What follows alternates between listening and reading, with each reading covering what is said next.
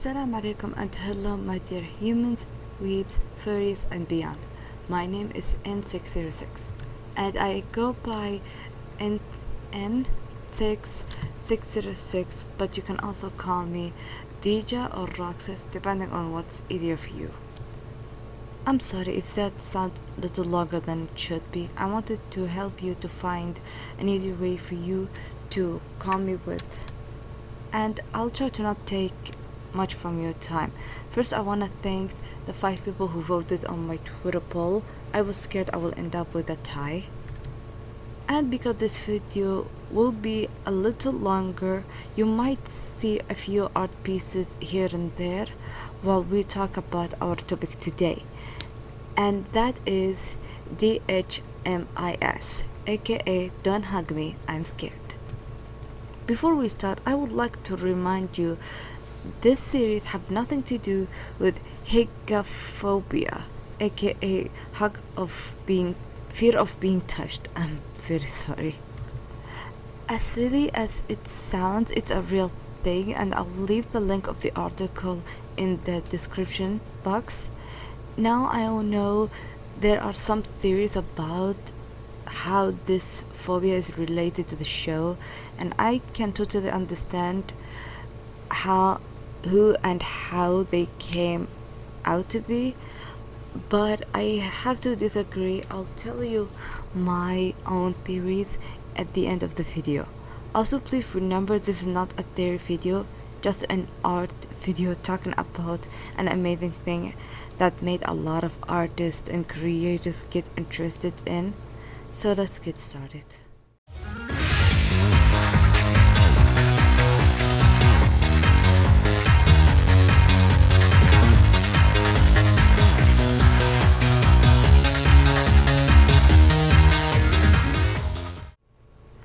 This series is much older than you think, way older than FNAF if I'm correct.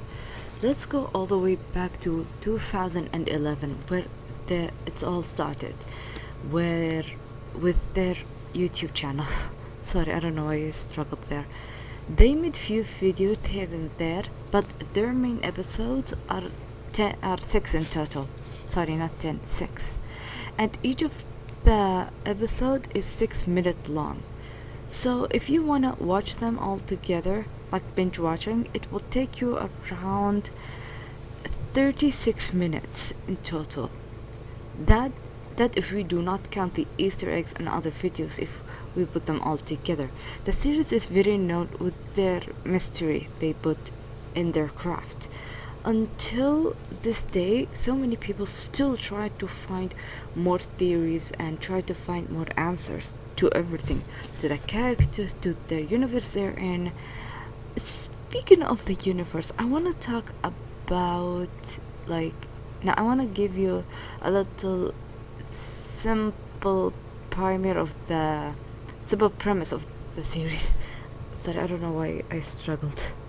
You have 3 main characters: red guy, yellow guy, and duck. And no, unfortunately, that's literally their names: yellow, red, and duck. I like how simple is this. They are all played by sorry, not all. Red is a full body human actor. Like the person who played him, he's a full actor with a mask on. Yellow and duck are actually played by one person, like probably voiced by one person. I'm just gonna show you the screenshot right here. The everyday story is much simpler than you think. It's based on kinda like Sesame Street style, where the character's trying to learn everyday life thing. A random character who's meant to be the teacher of the episode and starts singing to them and teach the characters about stuff. But please don't be fooled. It's anything but cute and innocent. The internet is all up and down about the whole series because of the horror factor and the whole mystery stuff in it. The original series, aka the online one, is known for its horror, and the horror is shown not in a cheap, like kind way. Like, it's not your cheap jump scare. It will make himself known so you can be ready. And the fans of the series make it like, I'm sorry, not like make it. What I'm trying to say is the fans always look into the whole horror and gore thing and try to understand why it's like this. And the creators made sure every single like blood drop has a meaning. It's not gonna just show you gore and run away. Everything have a meaning. Everything have a detail. Everything is a hint to something, because you will not be able to realize from the first time watching it. You have to rewatch it multiple times and pay attention to everything. And I would like to talk about the episode without like spoil it for you. So episode 1 is very famous for starting everything, because you will meet the notebook, and the notebook talk about creativity, which is one of the best songs ever, and it's still stuck in my head ever since. Episode 2 is like the curse of them all, because you have this clock guy who became the Tumblr sexy man. I don't know how or why, but Tumblr had a boner for it and wanted to be sexy for them. But it have one of the good songs as well. You will find out once you watch the video. The episode. Episode 3 is one of the episodes I hate. I'm very sorry about that. It's just the butterfly guy. Not only he's creepy, but the way he speak, the way he approach Yellow, it's just not my cup of tea. Episode 4 is also one of my favorite because of the computer guy. He have a very catchy song. It's still stuck in my head, and I love how it balanced the creepiness with hidden messages and how funny it was. Episode 5 is very dark. It will make you worried for Duck. I don't know how to say it without like kind of spoiler, but all I'm gonna say is that it's kind of sad. Even though it has some gory details, you cannot help but to feel sad for Duck and Yellow. Episode 6, even though it's the end, it's the one that made everyone rub their head around, because it opened our eyes to many things. Sorry, I kinda stuck. Red guy have went into a rabbit hole, and he had to unblock something, and I cannot tell you what it is because you have to watch it in order to understand what is he unblocking. There is a very good video by Night Mind. I'm sorry, I was struggling. I don't know why I'm struggling the whole recording. Night Mind made a very amazing video explaining the online series in very detailed way. And remind you, this is just the online series. Nothing about the TV series just yet. Speaking of the TV series, let's jump into it.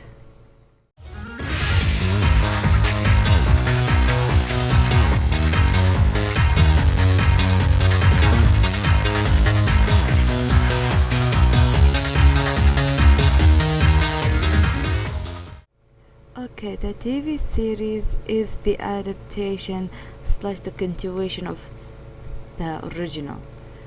There was another trailer called Wakey Wakey, but based on what I was hearing from a lot of people, they said the trailer was about the town, but the whole concept of the town did not fit in with the characters, which is a good thing because we don't know if it's that gonna ruin the show or not.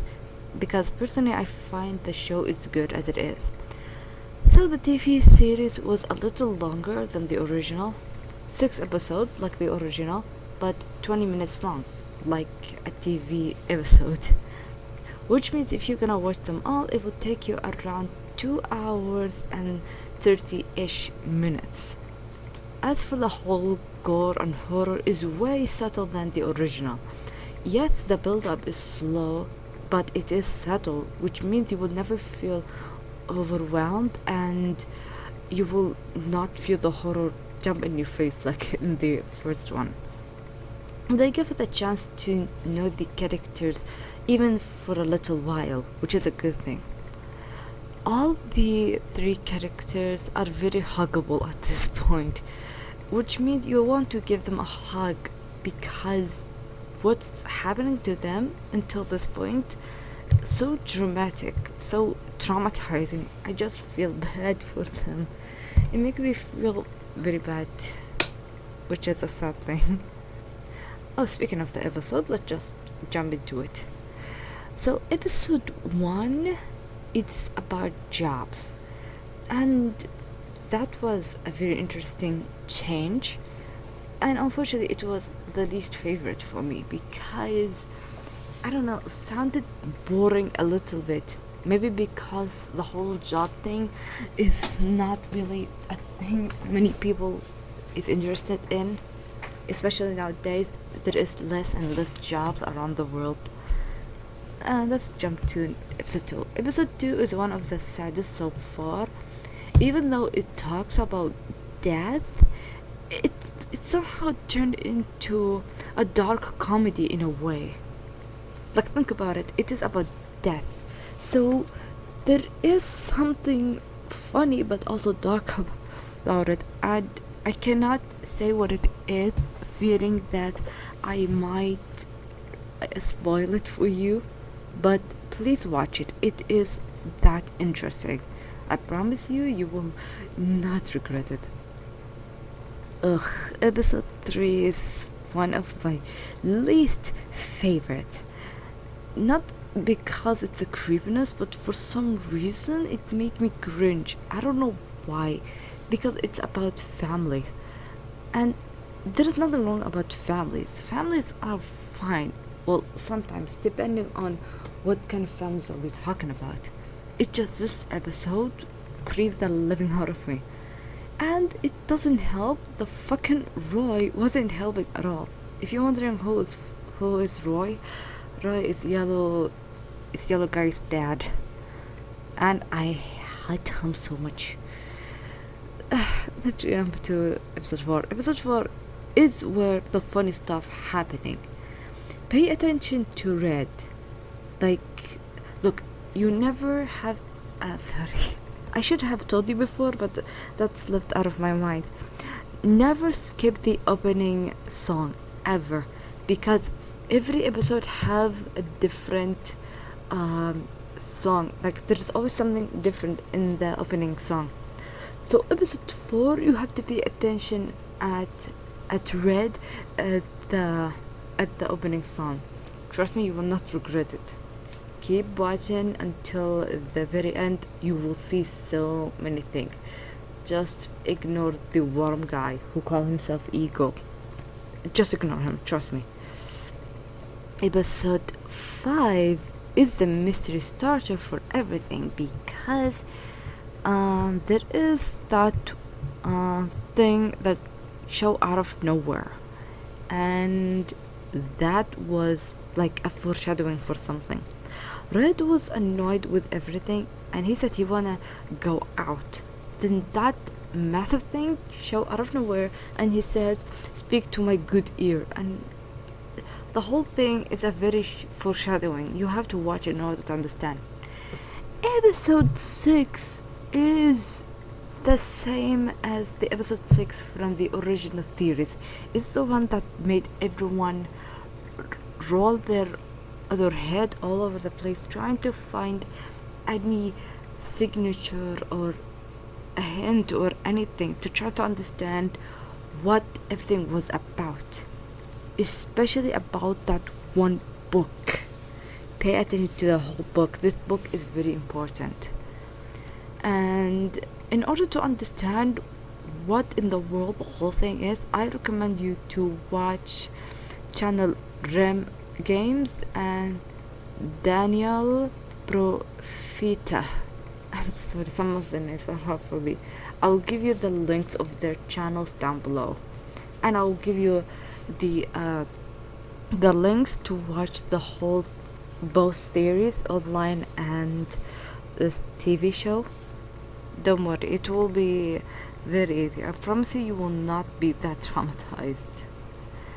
And it's gonna be very hard to understand at first, but don't worry. Don't have me I'm scared is like one of the best shows slash things that ever been created. You will never get bored of it in any shape of any shape of form. I thought I don't know why I struggled. Don't have me I'm scared is like one of these adult shows where it tells you, yes, we have blood, we have gore, but we are not that cheap, which means they are not gonna go into the realm of Family Guy, Ghost Bumps, and all that. They want to make sure they show you the artistic vision they have. And because of the show, I try so hard to not make an OC for them, but I couldn't help it, and I end up make a quick art for the OC. So let's jump into it and I will show you.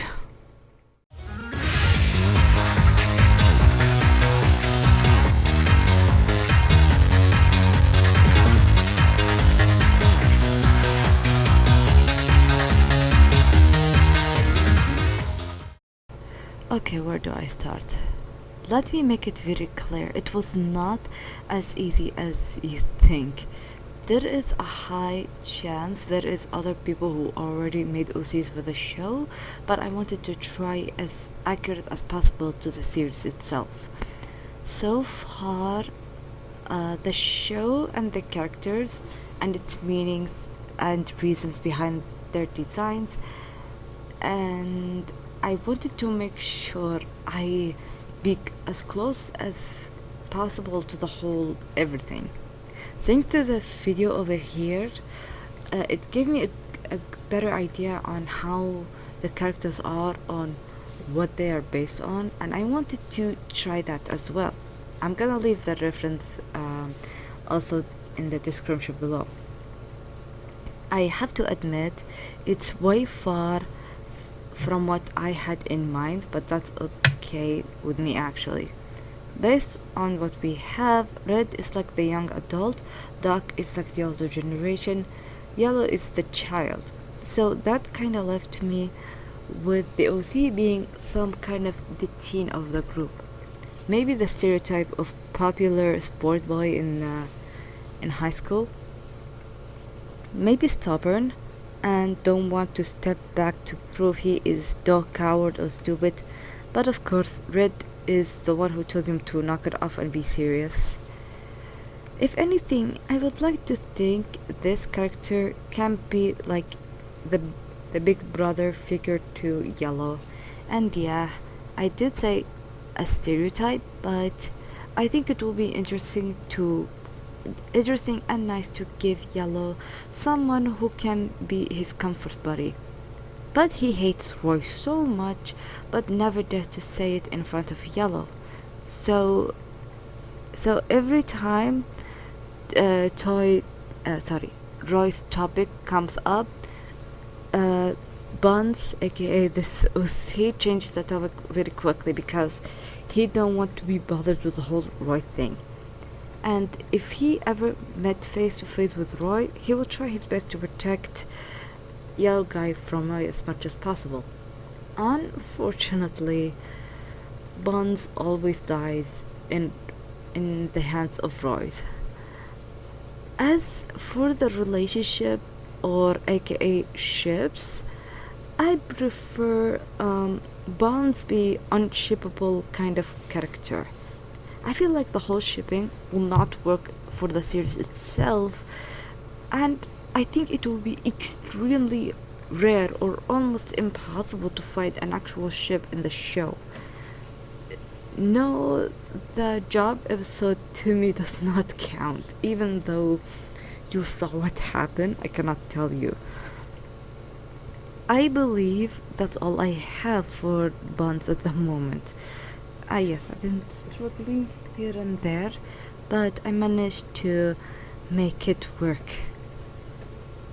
And let me just say, it was fun altogether.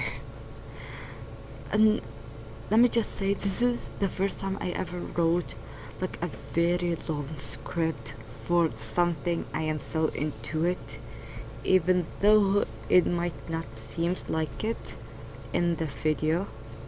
But let me just say, this kind of show made me very interested even after, for how long? Wait, 11 years. Full long 11 years. And soon it will be 12 years for the series. Wow. Oh yeah, speaking of the theory, I forgot. To me, the theory is more about how the creators want to go beyond the whole PG thing for their show. They want to show the artistic vision they have for the show. They don't want to go all PG-13 or whatever like the other companies do. Like how Disney is. Like, what's his name? The CEO who said animation is for kids. What made people blow out, like, how dare you, or something like that. What I'm trying to say is, if you wanna make something like Don't Hug Me, I'm Scared, even if it have like a sensitive topic, like it can be anything, any sensitive topic, the best thing you can do is take as much as you can and try your best to cover everything. Like, cover your bases, do as much research as possible so you do not fall into the whole how do I say this, like, you don't get cancelled for not doing the thing right, or worst of all, make people think it's just for entertainment even though it meant to tackle a serious topic. Especially when some horror games try to use mental health as their get-go, even though a lot of people with mental illness struggle and they feel like they've been taken advantage of. The lesson of this video in general: take as long as possible with your craft. Make sure you cover your bases before you publish your thing. Just try to be as comfortable as possible without trying to offend anyone. If it ends up offending people, apologize and try your best to improve on it. That's all it would take. But if there's people who still try to put you down just for this little mistake, just tell them I apologize and I will try to move on. But if you're gonna keep this up in your head, then block them. Just say I will block you if you just keep going and whatnot. Because there is people out there who still try to hold it up in your head even long after it's gone. Like how the PewDiePie thing said the N-word like 5 years ago. And there is still people out there who still try to like hold it on PewDiePie's head. Like, he already apologized. He said he should know better. So yeah, that's it for today. And I'm sorry if this much longer than it should be, and I'm very sorry if I go out of topic. So yeah, that's the lesson of the video all in general. Take as much as you can time with your craft. Make sure you cover the bases. Do as much research as possible. And if people being offended and refuse to let it go, just move on, because there is people who are more willing to take your craft seriously than those who try to put you down. Just like how I was taking so much time with bonds because I want to make sure it is as accurate as possible. So yeah, that's everything, and I'm sorry for making it that long. I will try my best to make the next video a little shorter than it should be. That's it for today, and until next time, ma salama, bye bye, and be safe out there.